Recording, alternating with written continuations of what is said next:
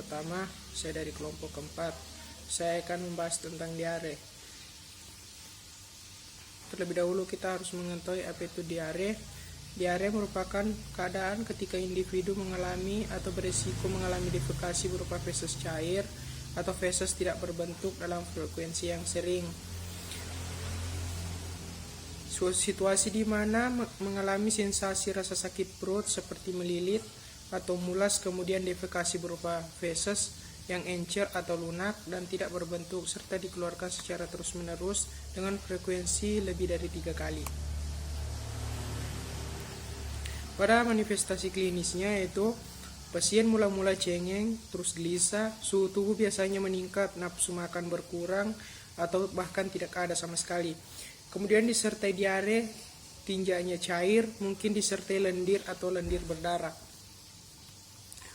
Warna tinja makin lama berubah ke hijau-hijauan karena bercampur empedu.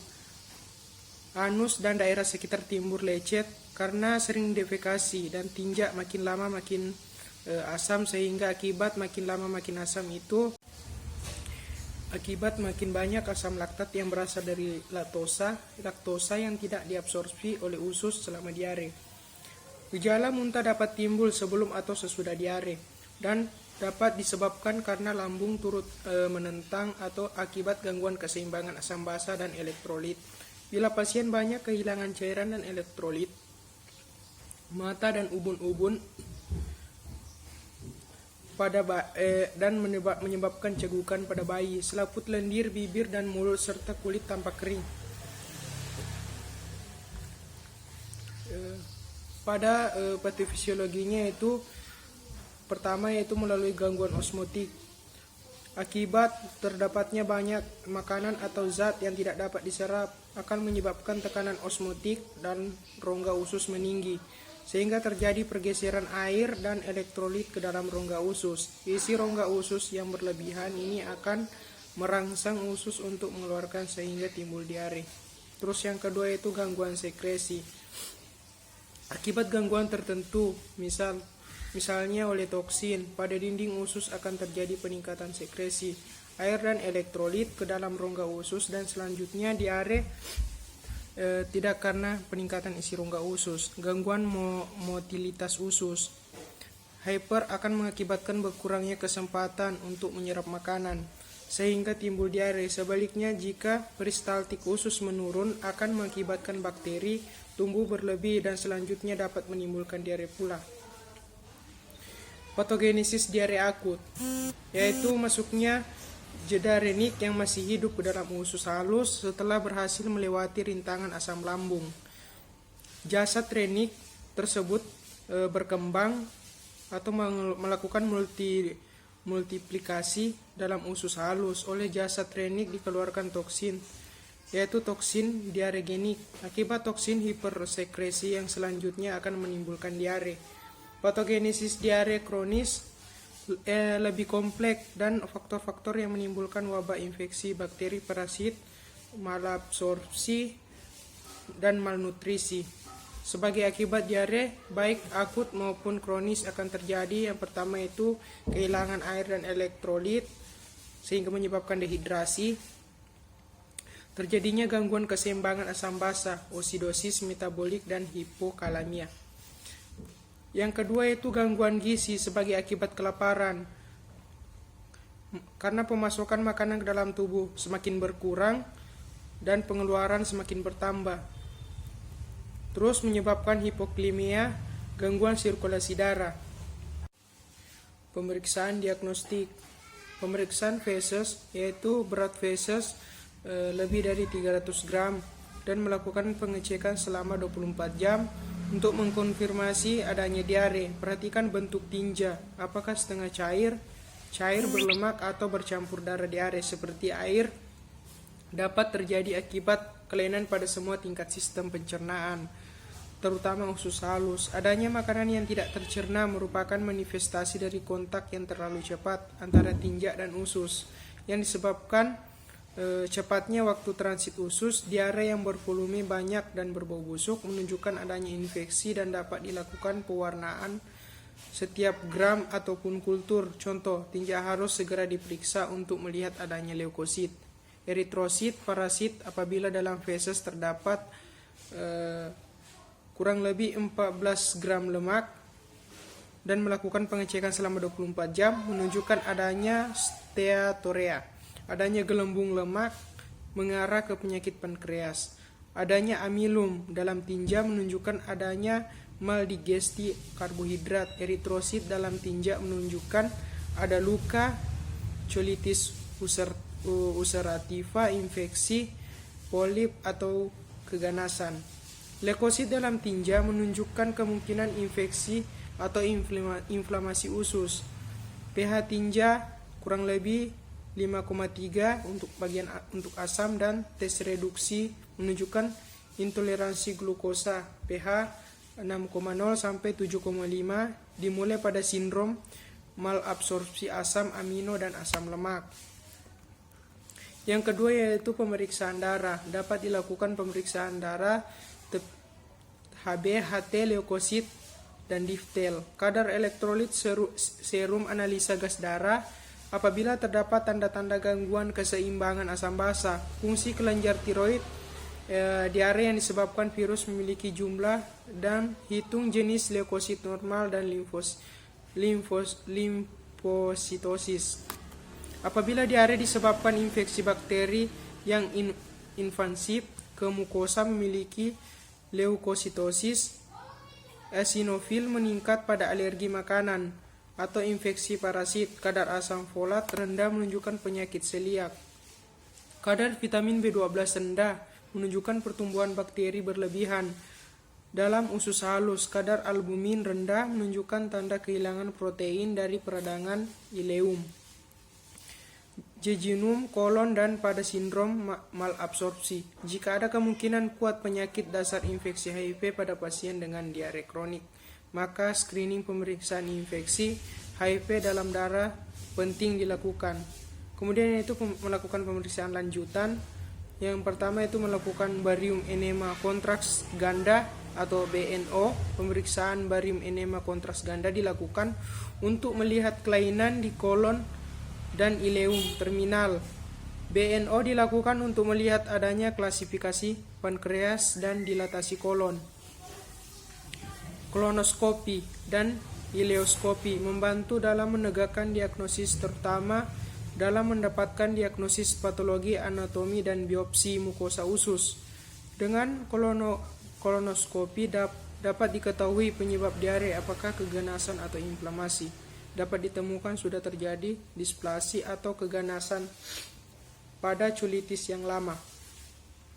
Terus barium follow trap atau pemeriksaan röntgen ini dilakukan bila ada kecurigaan gangguan pada ileum dan jejunum. Interpretasi gambaran usus lebih sulit daripada barium enema, sehingga gambaran normal belum dapat menyingkirkan diagnosis. Cara pencegahannya yaitu tindakan terbaik untuk mengatasi diare adalah melakukan pencegahan diare sejak dini. Kebersihan menjadi kunci pokok yang harus diperhatikan dalam upaya pencegahan diare. Beberapa hal yang bisa dilakukan. Yang pertama yaitu melakukan cuci tangan sebelum dan sesudah makan, serta setelah buang air kecil dan buang air besar. Tidak sembarangan mengonsumsi makanan yang tidak terjamin kebersihan dan kesehatannya. Terus yang ketiga yaitu tidak mengonsumsi air yang tidak matang. Terus memisahkan makanan yang matang dan yang mentah. Selalu memasak menggunakan bahan dasar yang masih segar. Menyimpan makanan di lemari sedingin dan tidak terlalu lama membiarkan makanan tertinggal di bawah paparan sinar matahari. Menghindari penggunaan handuk dan peralatan makanan yang sama jika ada keluarga yang mengalami diare. Membersihkan toilet dan disinfektan setelah buang air besar. Istirahat yang cukup. Dari poin-poin yang ada di atas, yaitu melakukan pola hidup sehat dan seimbang adalah cara terbaik untuk menghindari kemungkinan berbagai penyakit seperti diare. Meskipun diare merupakan penyakit yang umum terjadi, Anda harus cepat mengatasinya dengan cara yang cepat. Jika dibiarkan, diare dapat menimbulkan dehidrasi yang berat sehingga bisa berakibat fatal bagi penderitanya. Penata laksanaan mediknya yaitu dasar pengobatan diare Pertama, pemberian cairan, jenis cairan, cara pemberian cairan, jumlah pemberiannya. Yang kedua yaitu dietetik, cara pemberian makanan, obat-obatan. Kemudian pemberian cairan pada pasien diare dan memperhatikan derajat dehidrasinya dan keadaan umum. Pemberian cairan, pasien dengan dehidrasi ringan dan sedang, cairan diberikan pada oral berupa cairan yang berisikan NaCl dan NaHCO3, KCl dan glukosa untuk diare akut. Dan karena pada anak di atas umur 6 bulan, kadar natriumnya itu 90 mg per liter. Pada anak di bawah 6 bulan dehidrasi ringan, sedang kadar natrium 50 sampai 60 mg per liter. Formula lengkap sering disebut Oralit. Kemudian cairan parenteral. Sebenarnya ada beberapa jenis cairan yang diperlukan sesuai dengan kebutuhan pasien, tetapi semuanya itu tergantung tersedianya cairan di tempat tersebut. Pada umumnya cairan ringan yaitu ringer laktat diberikan tergantung berat atau ringannya dehidrasi yang diperhitungkan dengan kehilangan cairan sesuai dengan umur dan berat badannya. Belum ada dehidrasi. Untuk pemberian per oral sebanyak anak atau minum yaitu 1 gelas tiap defekasi. Terus untuk dehidrasi ringan 1 jam pertama 25 sampai 50 ml sesuai berat badan per kilogramnya untuk diberikan secara per oral. Selanjutnya 125 ml kilogram sesuai dengan anjuran untuk tiap harinya. Terus dehidrasi sedang 1 jam pertama 50 sampai 100 ml per kilogram berat badan per oral. Dehidrasi berat tergantung pada umur dan berat badan pasien. Kemudian pengobatan dietetik.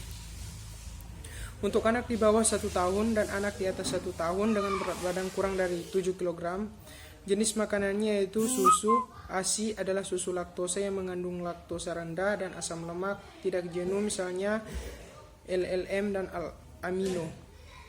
Makanan setengah padat atau bubur atau makanan padat. Nasi tim bila anak tidak mau minum susu karena di rumah tidak biasa.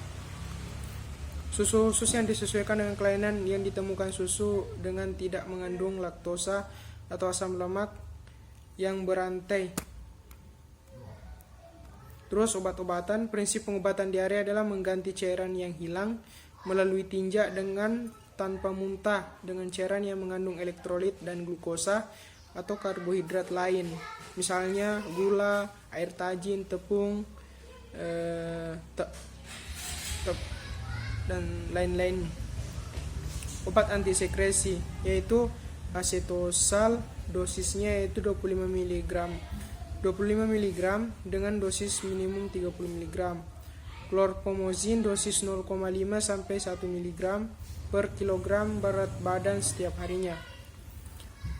Obat spasmolitik dan lain-lain. Umumnya obat spasmolitik seperti papaverin, ekstrak belladonna, opium loperamida tidak digunakan untuk mengatasi diare akut lagi. Obat pengeras tinja seperti kaolin, paktetin, charcoal, tarbonal tidak ada manfaatnya untuk mengatasi diare sehingga tidak diberikan lagi. Kemudian antibiotik. Umumnya antibiotik tidak diberikan bila tidak ada penyebab yang jelas. Bila penyebabnya kolera, diberikan tetrasiklin 25 sampai 50 mg per kilogram berat badan per hari. Antibiotik juga diberikan bila terdapat penyakit seperti oma, faringitis, bronkitis atau bronkopneumonia.